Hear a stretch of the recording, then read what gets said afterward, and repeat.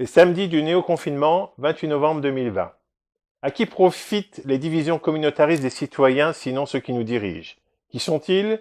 Sinon, dans leur grande majorité, les nouveaux détenteurs de titres, non pas de noblesse comme au temps de la monarchie, mais de certains diplômes de l'enseignement supérieur. Comme nous l'explique Emmanuel Todd, cette caste embourgeoisée a verrouillé l'accès au système. Ce qui permettait à quelques-uns de la classe ouvrière d'accéder à l'élite républicaine ne fonctionne plus. L'ascenseur social est remplacé par un système qui, prétendant sélectionner en fonction du mérite, est en fait une cooptation déguisée. Mécaniquement, leur niveau interne baisse, faute de compétition, devenant les crétins diplômés de la médiocrité.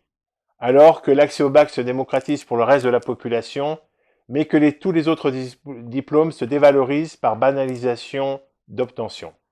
Or, les titres scolaires prestigieux donnent accès à tous les postes de pouvoir économique, politique, administratif. Banque, haute administration, grandes entreprises, postes ministériels, institutions internationales.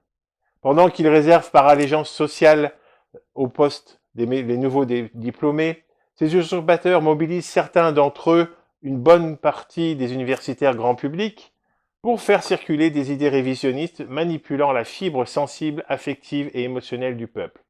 Alors sont promus et apparaissent en premier plan les intérêts communautaristes de genre, de race, de religion, d'ethnie, de sexe, de couleur de peau, d'héritage historique et que sais-je. Toute une logique de déconstruction superficielle et sans aucune rigueur scientifique, dont la mode nous vient des États-Unis, se met en place et efface l'idée unitaire de ce qu'est un citoyen. Tel qu'on écouterait la messe ou un prêche religieux, les plus crédules d'en bas suivent le mouvement tel des moutons qui partent à l'abattoir, tout en avalant fanatiquement les paroles de leurs nouveaux maîtres universitaires, des opportunistes prétendant de gauche, parfois de droite selon le public concerné. Les nouveaux convertis clientélistes développent alors une intolérance totale envers les compatriotes qui osent énoncer cette collaboration avec l'ennemi. Et du coup, ils nourrissent un autoritarisme intellectuel et politique en mettant à l'écart tous ceux qui n'y pensent pas comme eux. Après les lacrymos et les tirs de LBD, les gilets jaunes en auront été les victimes les premiers, touchés par cette déconstruction assurée par les surveillants généraux de l'élite dévoyée.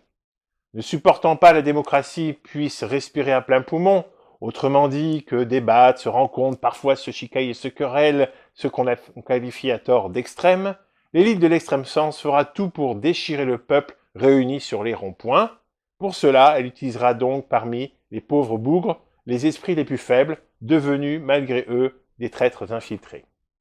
Tout cela confirme la cassure du peuple qui est bel et bien horizontale, d'où le célèbre « La France en haut, la France en bas » de Jean-Pierre Raffarin, dont ont fait écho actuellement les Gaulois réfractaires d'Emmanuel Macron et surtout les fameux inutiles de l'inutile crétin Laurent Alexandre. Le peuple est ainsi dépecé, découpé, déconstruit, déconstitué. Son atomisation est aggravée par l'abus des médias contrôlés dont Internet fait partie désormais. Non paradoxalement, sans doute parce qu'il y a un comble politique à combler, les citoyens adhèrent sans hésiter à « il est grand temps d'écrire de nouvelles règles du jeu ». Autrement dit, de se reconstituer, donc élire une nouvelle assemblée constituante. Et pour cela, rien de mieux que de faire le point au travers des états généraux de la constituante. La question qui vient immédiatement dans les bouches est alors, quand? En 2022? Pourquoi 2022? La pièce de théâtre qui est la Ve République peut continuer à être jouée. Achetez vos places, puis ensuite hurler « remboursez ». Ce n'est pas avec sa cause que l'on règle un problème. Faut-il voir une impatience, une urgence dans ce fameux quand? Oui, mais disons plutôt un trop grand confinement politique dû à la Ve République qui touche à sa fin. Depuis plus de 60 ans, on affirme que nous sommes dans une démocratie, alors que le peuple a bien compris que les élections n'apportaient pas toutes les réponses durables. Il y a alors ceux qui savent parce qu'ils sont des élus, et puis ceux qui ignorent tout parce qu'ils ne sont que des électeurs.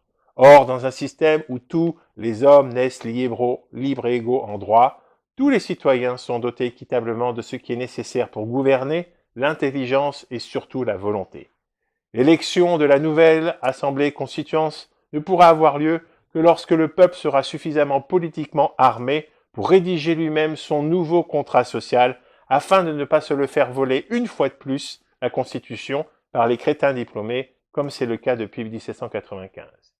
Il faut donc prendre son temps comme la tortue face au lièvre dans la fable de La Fontaine, mais il faut surtout s'organiser et se rencontrer, donc faire acte de résistance, et donc actuellement en toute liberté.